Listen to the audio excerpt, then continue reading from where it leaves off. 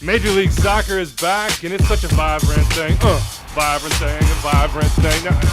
No, you're right. I should leave that to Q-Tip. Anyway, everyone is in. Not just in it to win, because in MLS, every single team has a reason to believe that 2022 could be their year. All 28. Some more than others, sure, but there's no Man City or Bayern here. The past 9 seasons have seen 8 different MLS Cup champions. Make the playoffs, and you can make history. MLS is a lot of things, but one thing it is not is predictable. Worst to first? In MLS, it could actually happen, or at least that's what FC Cincinnati tell themselves at night before bed.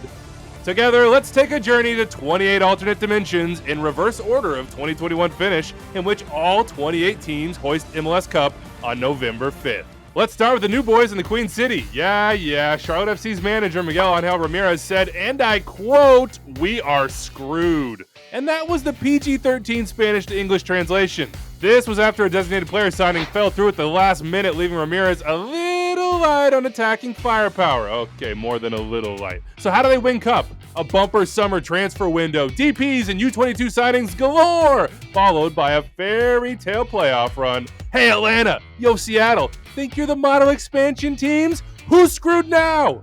FC Cincinnati know plenty about being screwed to the bottom of the table. Let's just say the spoon drawer is stocked. Unsurprisingly then, they're in for a new sporting era again. As for their MLS Cup winning scenario, new GM, new manager, new vastly improved results. Hey, if the bumbling Bengals can make the Super Bowl, anything is possible! Hey, did you hear Lorenzo Insigne is coming to Toronto this summer, which feels like a confirmation that anything is indeed possible! TFC are young, like crazy young, but they still have a former MVP in Alejandro Pozuelo and Bob Bradley at the helm. Why can't Insigne drag them to a cup? What do you think's a bigger honor for Lorenzo, the Euros or MLS Cup or maybe the World Cup? Oh, Dynamo, what is a plausible MLS Cup scenario? I'm thinking Real Salt Lake 2009 vibes. Sneak into the playoffs on the final day, make a run that mints some stars, and knock off the modern equivalent of Landon Donovan, David Beckham, and Bruce Arena. Some things don't change. In the final. Up the road in Texas, Austin are finding out that having a minister of culture is all right, but having a minister of winning is a little bit more difficult to come by. This year, all the DPs are around from the jump, and it turns out Sebastian Driussi is an MVP candidate, and Moussa Jete is the Joseph to his Miggy. More importantly, their goal differential goes from Rojo to Verde. The result, a parade down 6th Street. Keep them weird, baby. We're still in Texas. Look, 2021 really was a down year in the Lone Star State, and it's finally FC Dallas' turn to lift the cup the Hunt family has been chasing since '96. Turns out they can sell big, cha-ching, and win big too. El Apache is a Brendan Arrington-esque best 11 caliber teenager. Paul Areola runs through brick walls every single week, like literally the Kool-Aid man, and Paxton Pomykal is healthy as a horse. And while they miss El Tren Ricardo Pepi, the son of an MVP becomes an MVP in his own regard. Jesus saves! Look, we all know MLS Cup isn't the goal in Chicago. They're about winning the World Cup. Whoops, wrong former Bayern Munich turned fire midfielder. Sorry, Bastian, it's Power Cube time in Chicago, and it'd be a sweet domestic international double if Shaqiri's prepared for Qatar with a little MLS Cup warm-up. Speaking of warm-ups, stretch those neck muscles before you watch the Quakes chaos their way to a title. Up and down, back and forth, box to box, 5-4, non-stop action.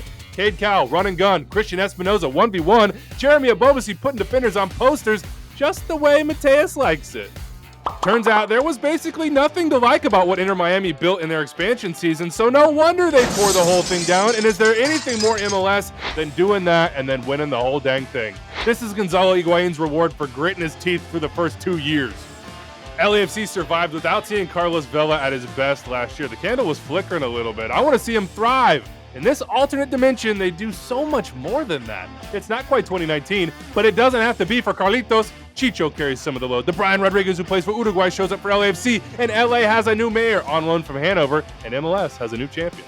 2022, it's time for Montreal to make a true championship impact in MLS. They've got impact players in Georgi Mihailovic, Romo Kyoto, and Mason Toy, and now Kai Kamara. They won't be away from Montreal for long stretches, which should have a positive impact on their home form if they win CCL2. Imagine the impact they'll make outside North America as well. Caleb Porter has won 2 MLS Cups. Both came after his team missed the playoffs. The Crew missed the playoffs last year. Nobody's talking about them as contenders, but Zardes is due for a bounce back, Artur is back from injury, and they have an MVP candidate in Luke Zellerian. Did I mention Porter's teams always yo-yo back up after down years? Speaking of yo-yos, DC were up and down, up and down, up and down last year, and there'll be a yo-yo again in 2022, but the pendulum swings the right way at the right time after they sneak into the playoffs. I hope those guys are fit, because it's going to take a lot to press their way into November. Keep an eye on Michael Estrada and Edison Flores, who pick up an MLS Cup before going to the World Cup with Ecuador and Peru.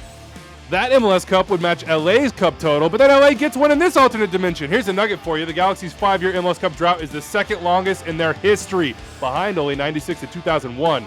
It won't get to 6 years. Not because Douglas Costa, not because Chicharito, not because Kevin, I hit the weight room hard this offseason, Cabral. LA are back on top because of Efra, a kid from East LA with magic feet and a future that no longer looks fuzzy. Win MLS Cup because no, there's no way. There's no way I can keep a straight face through that. This is a classic reverse jinx situation. It's the only way to combat a curse. The Red Bulls will never win MLS Cup. Never. That universe disappeared down Caricola's black hole decades ago. Give up now, South Ward. You are never going to win the big one. There is, however, a real world in which Real Salt Lake win playoff games without taking a single shot. If they can do that without an owner and their coach bailing midseason, imagine what they can do with a pair of ambitious owners while also shooting the ball. The world is at their fingertips. And God knows the world deserves more of Vanni Sartini and Brian White and Ryan Gauld and a Caps team riding only the most premium vibes. Are they the best team in MLS? No. Will anyone pick them to win MLS Cup? No. Who cares about any of that when you have an Italian man screaming at you to play your absolute best every single minute of every single game? Doubters? Vancouver think they have doubters? Adrian Heath is MLS's version of Doc from Back to the Future. The man is more than happy to go back in time to dumpster dive for the precious fuel that keeps these loons going. Hell, he even knows when and where lightning is gonna strike. November 5th, Allianz Field, that clock above the goal. Get your DeLoreans ready! For a couple seasons, Orlando City were hoping Nani would reverse father time. It never happened in the playoffs. So new stars, young legs, Oscar Pereja, good mix. I don't think we've made a big enough deal about the fact that Orlando City signed the best young talent out of Uruguay, and his name is El Cuervo, the Crow. Facundo Torres does Miguel Almiron one better, Cup in year one. Yeah. Thiago Almada, he's also good. Yes, I know. Luis Araujo, no doubt. Gonzalo Pineda has some Brian Schmetzer, Seattle Sounder, playoff magic pragmatism in him. But they call him the father for a reason. Or maybe I just call him that. I don't know. Joseph Martinez is whole again, and he's putting Atlanta on his back. Bury him in 5 stripes, 2 stars on the chest. 1 star on the chest for NYCFC, and I don't know what's going to happen with Tati, but I know what's happening when NYCFC win their 2nd straight MLS Cup. Drop and give me 50, Ronnie. Nashville went from the east to the west, and they went from parking the bus to the party bus. All the bachelor and bachelorette parties are gonna be jacked. The pound a cold one from the Cup on Beale Street after Gary's boys christen their new home with the ultimate prize. Can I have your attention, please? Jim Curtin has a golden boot number 9. I repeat, the Union have gone abroad and spent millions of dollars to sign a golden boot number 9. So what? He missed all of preseason. So what? He's a golden boot winner. You tell Paxton Aronson he can't one-up his big bro. Assists against Bayern in the inferior Champions League are cool, but only one Aronson's gonna have a ring. Chucky ain't dead. Chara can never die. That means Portland always have a chance. This time, look, no penalties, okay? On the flip side, Sporting Kansas City love MLS Cup penalties. In this dimension, regular substitutions and not fading down the stretch. And goals by committee production from the number 9s not named Polito. And hijinks from Danny and Johnny. Wouldn't it be fitting if they painted the wall without the guy they spent millions on to get him over the hump? Aw, you silly Sounders fans. You watched this whole way for me to say that the best team on paper is the best team between the lines. That's it. That's how it happens. The Sounders win MLS Cup because they're the best team. Boring, I know. But the Rapids win MLS Cup because they're the most selfless team.